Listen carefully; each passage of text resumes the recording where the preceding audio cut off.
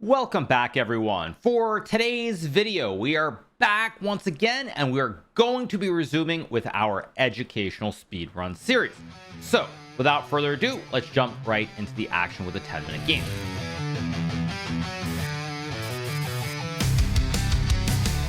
Zooming through the game with a bomb cloud start, trashing all your prep like it's modern art. Knight on the rim, he'll still find the win.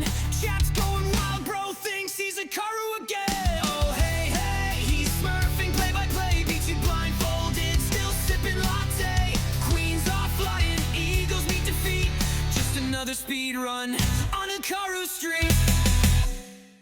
Here we go. First game, we have the black pieces. We're now approaching the 1300 level. It has been quite a while since I've done speedrun videos, so I just want to give you guys an idea of the lay of the land. Close to 1300, still a lot of games being decided in the opening phase, but hopefully we'll get some middle game play. So we get E4. Now this time I'm going to play the French defense. This is actually not an opening that I generally recommend to beginners. One of the biggest reasons I don't recommend this opening is because you have one bishop, this light square bishop, that is hemmed in by all these pawns. Generally, my opponent chooses to take and allows me to get this nice diagonal for the light square bishop. But in the French defense, if your opponent plays something like d5 and then the move e5, this bishop really struggles to get in the game, and it's very much about pawn breaks and the structure. I will explain a little bit more about this after the game. So I'm going to go bishop d6 here, putting the bishop on the nice diagonal behind this pawn. Now I have the option of developing the knight, but actually what I'm going to play here is this move c6, and the reason I'm going to play it is not only does it support the pawn, but it also stops white from playing knight to b5 here to attack this bishop. So now I've got this great bishop on this diagonal. It's unimpeded by the pawns. You get queen e2, and now I'll develop the knight and try to castle my king. Thus far, pretty standard. Of course, my opening naturally is working out better than it should have because we got this capture into the exchange variation of the French. But in general, my development is very, very easy here. We get knight g5. Now, this is sort of a bit of hope chess here. If I were playing in a professional game, I might just play the move h6 to kick the knight back. But in this case, I'm simply going to castle my king because both the pawns on f7 and this pawn on h7 are guarded. And my opponent here has brought the knight into the action very quickly. But white is behind in development here. You have all these pieces that are on their original squares. So we get queen h5. Now here I'm going to play the move h6. Reason being, white's threatening to checkmate my king. I'm also guarding this pawn with the rook and the king, so there are no threats while attacking the knight. So we're waiting for a move here from my opponent. Perhaps it would have been a little bit easier to just play h6 right away, because my opponent missed an opportunity here to try and go bishop d3 to set up a checkmate idea. We get the knight retreat. Now I'm going to move my bishop out. My knight guards the bishop. Bishop hits the pawn on the c2 square. So white has this big weakness here. So now we get the move bishop to e2. Now my opponent is trying to finish their development here by getting the king out of the center. I could just take this pawn, and in fact, my pawns are secure here. White can try to sack a bishop, but that's nothing that I can really prevent anyway. Question is, do I want to take or not? No, I'm actually not going to take. What I'm going to do is I'm going to go knight d7. The reason I'm going to play this move here is that the pawn remains under attack, but very quickly these knights are coming into the king side to attack this queen that is wayward here. Also with this knight here, this queen, actually is this queen just getting trapped? It's actually getting trapped here. My knight guards the bishop. This knight attacks the queen. The pawns guard each other. As you're about to see, the white queen is about to fall off the board.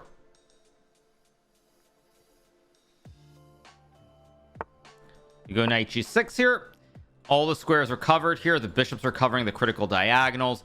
So at this point, my opponent's queen is actually just stuck here. There really are no squares available for the queen to go to. The knight, of course, covers this one as well. So this queen is just basically gone. There are no squares that are free here. The queen is trapped, and I'm going to win the game. Whether I win right here or win in a few moves, I am going to win regardless. So my opponent decides to give up the queen for the horse. Very reasonable decision. You have to give the queen for something. It's either give it material or resign the game. Get rook e1. Now, since I'm ahead of material, the queen for one piece, this knight, I could just grab the pawn again, but there's no need to go for that because when you have a big material advantage, generally it's about trying to finish the game as quickly. So what I'm going to do here is I'm going to play rook to e8, put this rook on the open file, opposing the bishop and the rook here. And I'm going to look to start trading down material here because the less material on the board, the more effective my queen will become. The queen, of course, can move in all these different directions. So let's just go knight h4, try to trade off one of the knights. I'll pre-move queen takes knight in case we get the capture.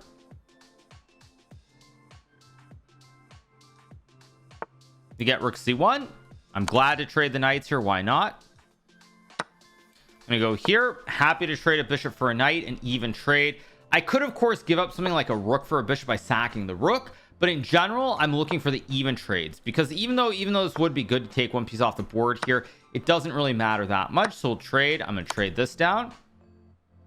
What I'm gonna actually do here is play this retreating move, not the only move, maybe a little bit janky to play like this, but I just want to go rook to e8, try to trade off the rooks. And as you'll notice, with my opponent only having his bishops here, the queen is going to be free to start roaming every which way, like queen f4, queen c1, etc. Let's trade the rooks.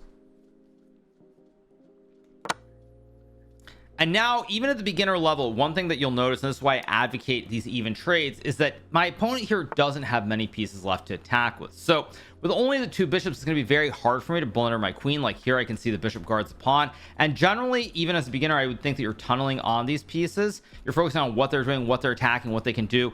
In this position, the pawns are guarding each other. These pawns guard each other. So you're really looking at the bishops, and because you're so focused on these 2 pieces, it's going to be very hard to hang your queen in this position. And if you don't hang the queen is just free to go all over the board here, every which way, and just win the game here. So now it's just a matter of finishing this as quickly as possible. So we get the move h3. I'm just going to go d4 here. Queen guards the pawn attacks the bishop.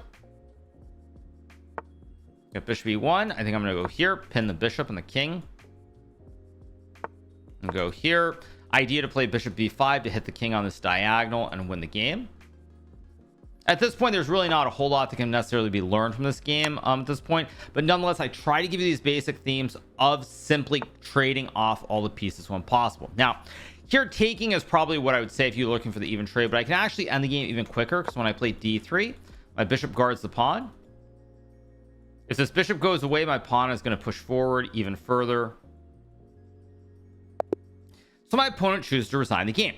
Now, a couple of very important points about this game that I want to mention to you guys, which is, first thing, I play the French, and this is an opening that I don't recommend as opposed to the Caro-Kann. And the biggest reason that I think the Caro-Kann is a good opening as opposed to the French is that normally when white, you get these first standard moves with d4, d5, no matter what white plays, I guess the exchange variation, you don't easily get this bishop out on this diagonal, but pretty much every other variation of the Caro-Kann, let's say white goes to e5, you get this bishop out on this diagonal very quickly.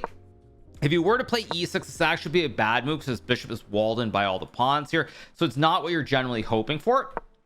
So if white plays e5, the bishop gets out on the diagonal.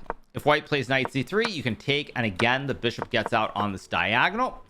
If white were to play f3, this is a whole different variation. This is what's known as the fantasy variation. Very sharp, very tricky variation I won't get into right now, but pretty much most of the variations, you get this light square bishop out.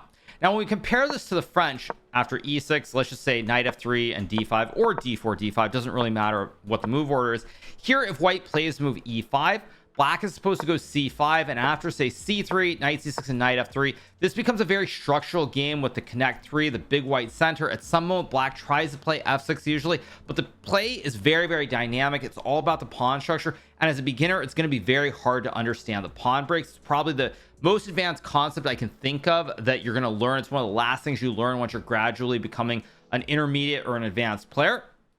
So when you play the French, if your opponent plays something like e5 or even knight c3, for example, you end up with this bishop that does not develop very easily. And so if you don't know exactly what to do, as I mentioned with the structure, specifically in the advanced French, you're going to end up with a bad light square bishop that's hard to understand where it belongs. Now, the irony, of course, in this game, when I played d5, my opponent decided to go into the advanced variation, and in the, or not advanced, sorry, the exchange variation, and in the exchange variation of the French, as you'll notice, once again, my bishop gets good squares on the diagonal. So it ended up becoming justified, but that is the reason why I don't actually recommend the French. I think if you're an intermediate player, an advanced player, it's a very, very good opening. It's very dynamic, a lot of piece play, a lot of interesting pawn structures and pawn breaks, but it's something that at a beginner level, I don't actually recommend. So that's the reason I don't recommend it. But let's get to the game. We got exactly what we wanted with this light square bishop getting out. I play c6 here, not knight to f6, as white could potentially play knight b5, trying to harass this bishop off this great diagonal. So I go c6, I guard the pawn from being captured. There's no knight b5 because of course I just take the horse as well. We got queen e2. This is a move that I really don't like. White should either put the bishop on d3 or e2, followed by castling the king and finishing the development. So we get queen e2, I go knight e7, knight g5, and here I decided to castle. h6 might be a little bit better actually, because the pawn is guarded here by the king, Whereas in the game, when I go for this line here after h6, white could play bishop to d3, and if I take the horse, there's queen to h7, and it's the classic spaghetti-o checkmate moment.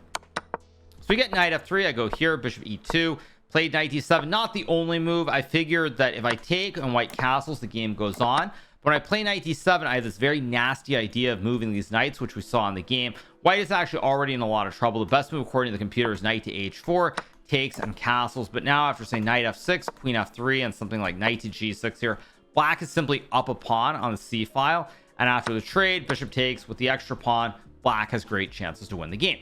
So we got castles, and out of nowhere, the queen gets trapped here. If you go here, I take the queen. If you go here, I take with the other bishop. The queen just gets stuck, and the rest is pretty straightforward here. I just decided to trade off all the pieces. Nothing much more that we can learn from this game. So let's move on to our next game. Here we go. We're going to play the white pieces, and this time I'm going to play the move e4. We get e5, and now I'm going to play the move knight to f3, attacking the pawn.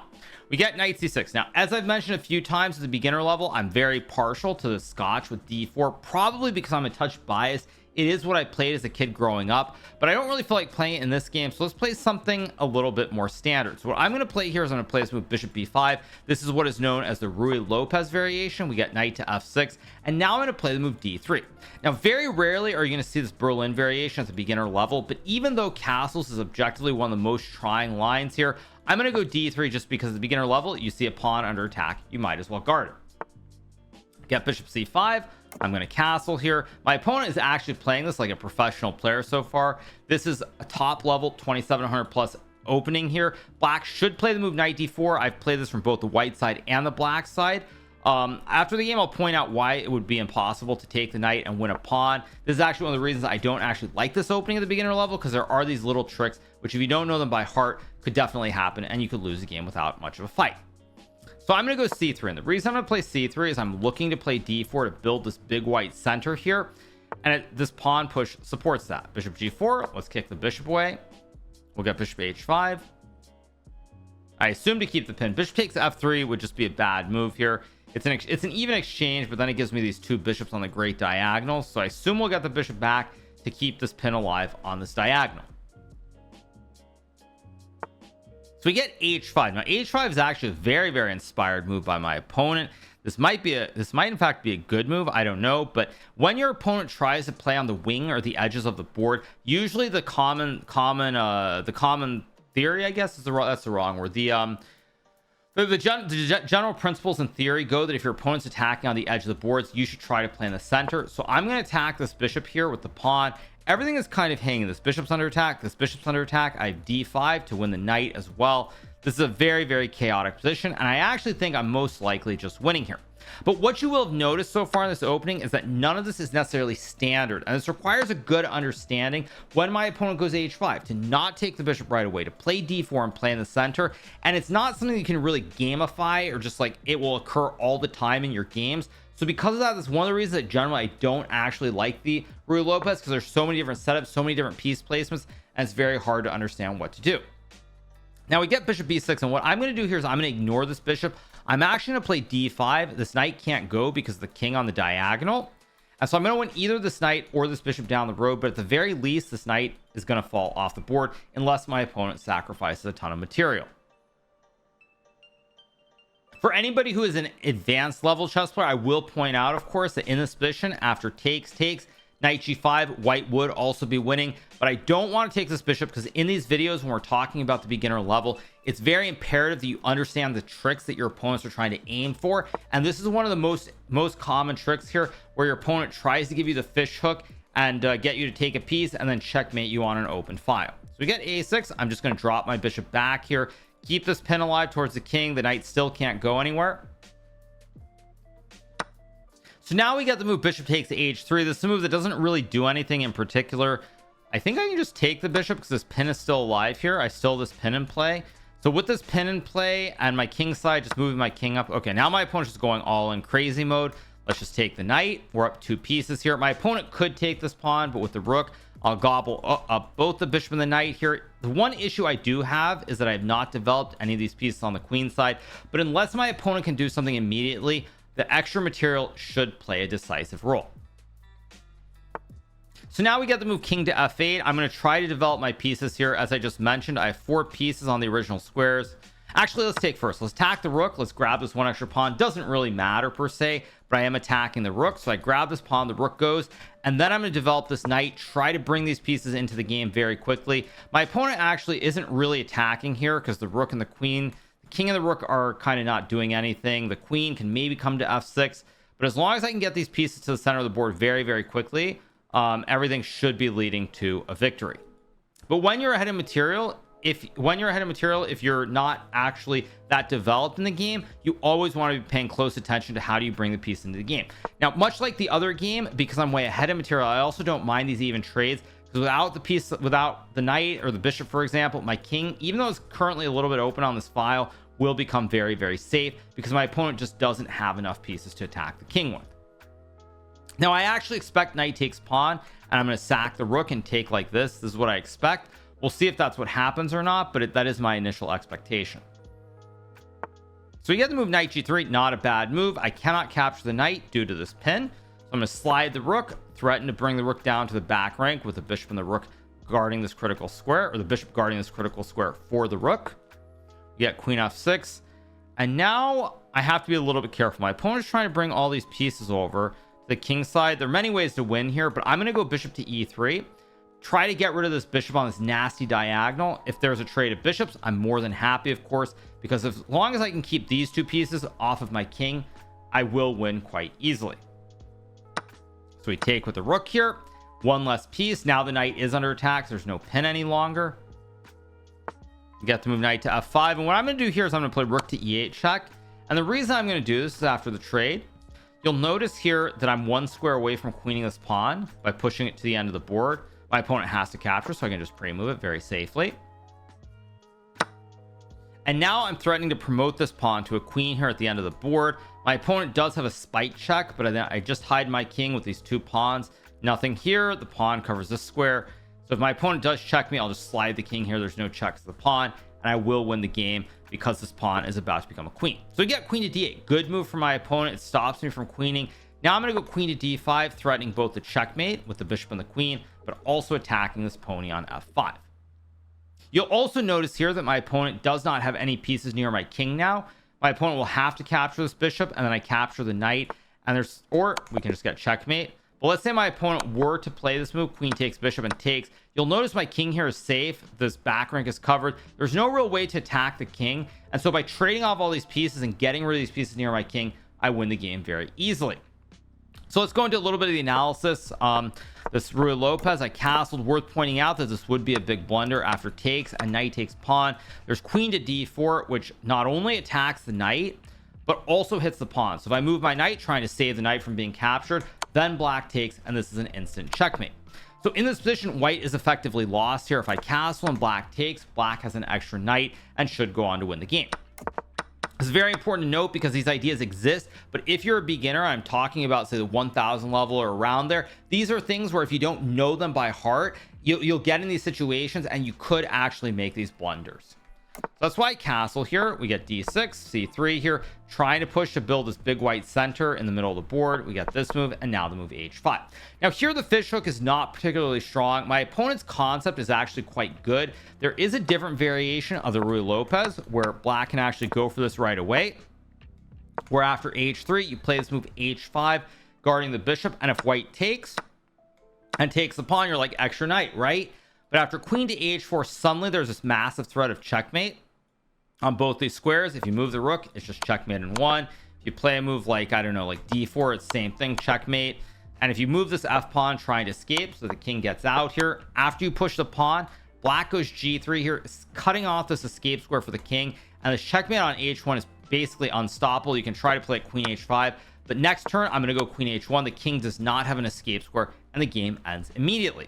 Now it's important as it relates to this game because when we get this fish hook, it's a little bit of a different situation. Probably I could take and play knight g5 here, but the fundamental basis is if your opponent plays like this, always be very aware and do not automatically attempt to capture this bishop.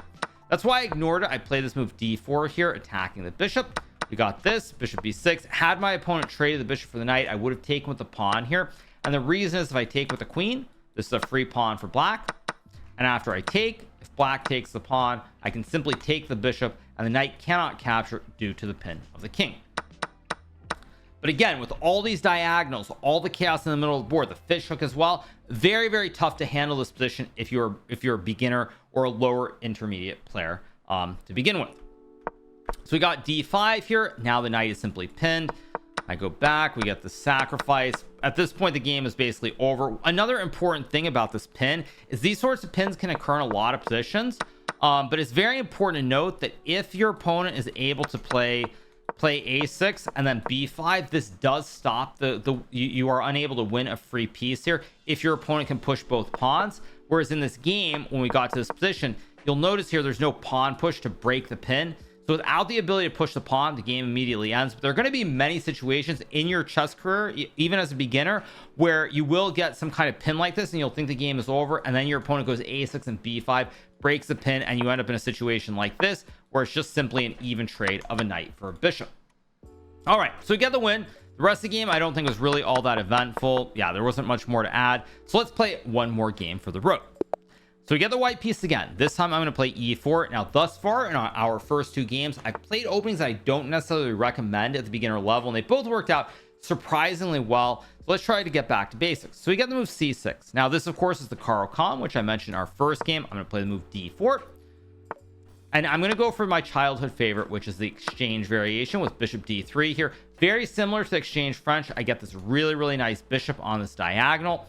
We'll probably get the move knight to c6, attacking the pawn if I had to guess. And in fact, we do. Now I'm going to go c3 again, guard this pawn, stop this knight b4 threat.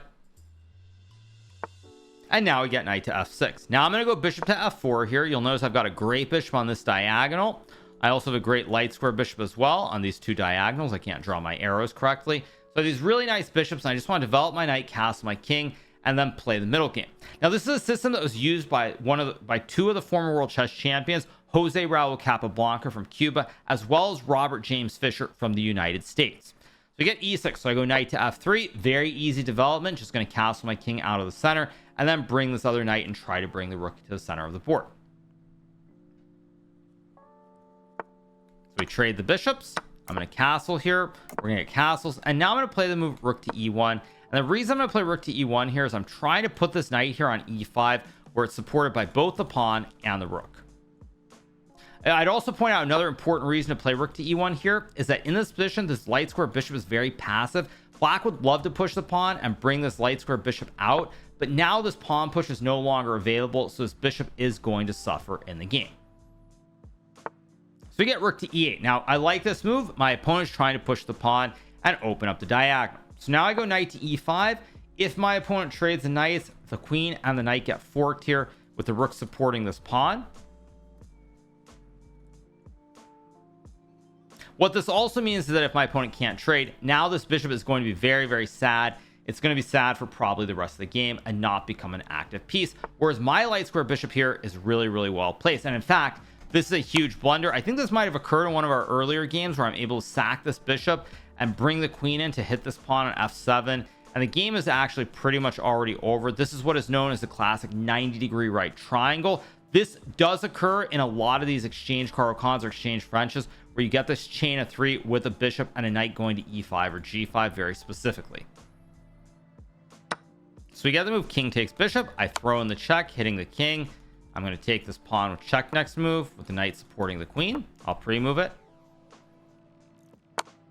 Okay, the king's going to move, and actually I think I'm going to ignore this rook, and I'm just going to go for the instant checkmate. I'm going to play rook up, try to swing the rook and checkmate this king immediately, where the king has no way to get back, and I think the game ends immediately. It's not the only way to win. I could have, of course, checked the king, taken the rook. I'll explain this in the analysis afterwards, but this is simply the quickest way to go for the checkmate. I think my opponent actually does not have a way to really stop it. So you get knight f6. I swing the rook to check the king, and now we pre-move rook takes knight, and that's going to be game over, and we get the win in this game. Now, this game was very, very quick. It didn't actually go super long, but let's talk about the basics. Now, the first thing I'd point out is in our first game, we played the exchange French.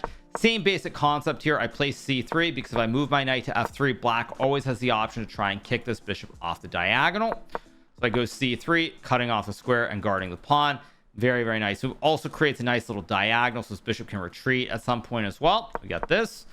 E6, takes castles. My opponent cannot play E5 right away, in case people are wondering.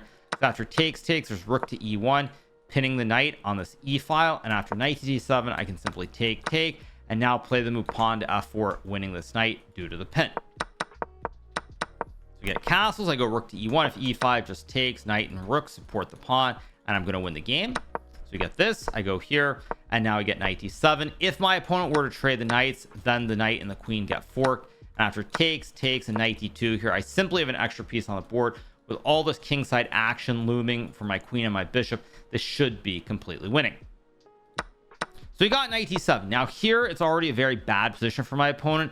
Probably what I would recommend is something like b6, for example. But after the move like knight to d2, bishop to b7, and now this move f4 here, white has this massive grip. You have the knight and the bishop on this bishop on the diagonal, the knight covering the square. And after rook c8 and rook to e3 with moves like queen e1, queen to e1, queen to h4, and rook to h3 here, black is in all kinds of trouble. Just a sample line, something like knight to e7, rook to h3. Say black goes g6 to try and cut me off. Now there's knight f3 here with knight g5 incoming. There's just so much pressure here. After knight f5, there's even g4. If black plays something like rook f8, even queen to e1 and queen h4 is good enough to win the game.